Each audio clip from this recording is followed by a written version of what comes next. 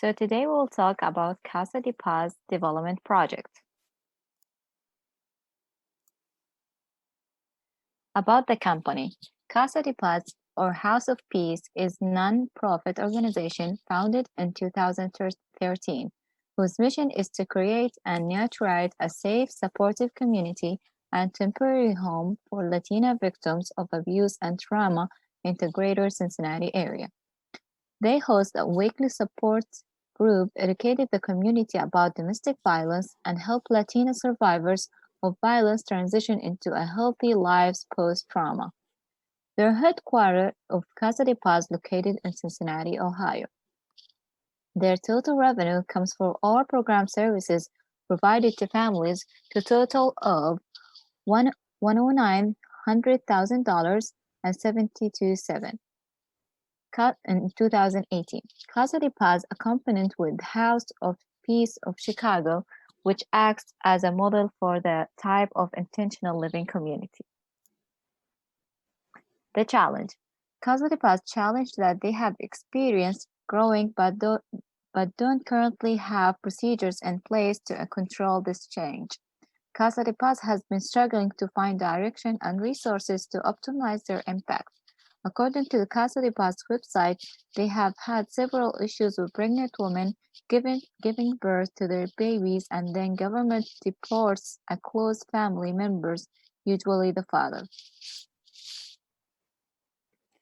The stakeholder management chart is a chart that breaks down the different types of stakeholders. There are external stakeholders such as the board members and the local community, and then there's the internal stakeholders, which is essentially just the um, employees and volunteers that produce all the projects and just produce all the things necessary to help the Latino um, Americans that need help. The Gantt chart is a visual that breaks down the timeline that for a project's life cycle.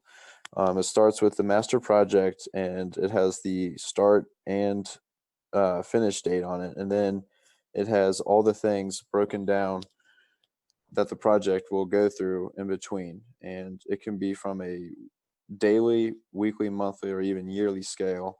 And ours was on a daily scale. The human resources management breaks down all the internal human resources or just human resource people that are there to answer any questions and pretty much lead all of the projects, gather volunteers, the outreach and the marketing, just the people that run the non for profit. As far as budget and costing, so we do have an accountant that's in charge of budgeting for us to make sure we not overspend. As far as the way we have our budget, we have it broken down into essentially milestones, including the master project of the initiating budget. We have the development of the project budget, the execution budget, the control budget, the closing budget. As far as the amounts for each of these, so for the master initiating budget, we have designated $11,500. For the development of the project budget, we have $23,000 designated. For the execution budget, we have $6,000 designated. For the control budget, we have $11,500 budgeted. And for the closing budget, we have $8,000 budgeted. All these together totaling a budget of $60,000. As far as risk management, we have a fairly large risk management plan to cover different areas where things could go wrong in the process. Some of the areas that we have include machines, people, and materials. Some of these can go under maintenance, for example, facility breakdowns, complex interface, and delayed shipping. As far as people on there, we have outside responsibilities. This would include people not being hired correctly or for other reasons as far as that. For the learning curve, people not being able to immediately learn what they're required to do on there, which can cause delays. People being uninterested, which can cause many risks on there just from general negligence. As far as incompatible team members, this can also cause issues on there if two team members aren't able to work well with each other. And task uncertainty, which is basically just saying that someone is not exactly sure what their task is, so maybe they aren't doing the right one, or two people are doing the exact same task. As far as materials, we could have many also covered under there, including wrong materials, defective materials, supplies being too expensive, delayed shipping, and then demand being higher than the supply available. As far as quality, we have a decent quality management plan. A couple things that we have this covers sustainability, employee engagement, leadership and commitment, communication, and suppliers. As far as these, for sustainability, we want to create a positive environment that pushes people. As far as employee engagement, we want to ensure employees that they are of high value.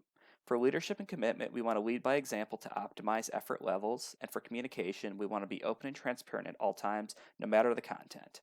For suppliers, we want them to be highly reliable with the supply and resource.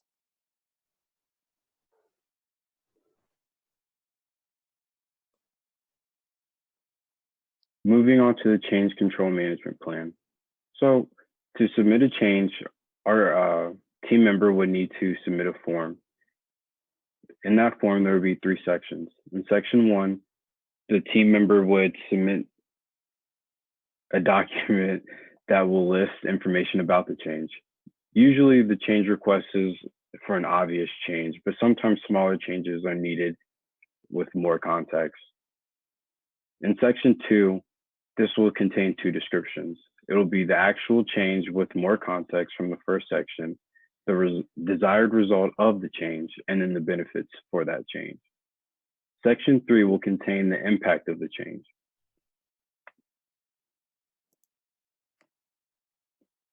This would be the form that they would submit. Moving on to continuous improvement. We would create a cloud file that would capture all the lessons so everyone in the project team would have them available to them. This cloud file would serve as a living document. When new lessons are learned, then they could be able to add them to that list. We would capture things that worked well and capture things that didn't work well. We would also want to capture customer feedback to reflect and analyze our work. This allows us to evaluate and know how we performed during the project. The customer would rate us on different aspects such as project deliverables, control, stakeholder relationships, communication, and satisfaction. Looking at those different things, we would be able to process the evaluations and develop ways to improve on future endeavors.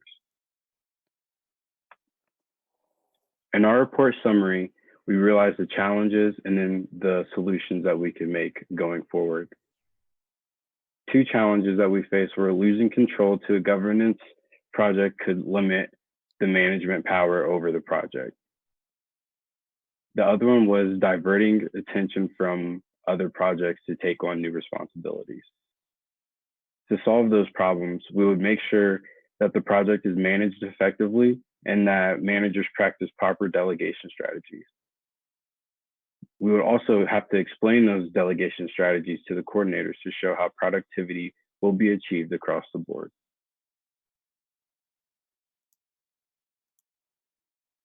For future questions, please contact one of our project managers at 000-000-0000 or visit us at Casa de Paz and see. Our project success code. First, customer success. Does the project reflects that Casa de Paz provided to their customers? Does the organization satisfy the needs of Casa de Paz members? Number 2, project team success. Is the team continued to follow the project guidelines, and is the team satisfied with the project outcome? Number 3, organization success. Is the organization satisfied with the governance plan? Can the organization use the blueprint successfully to any other files that they would want to be involved?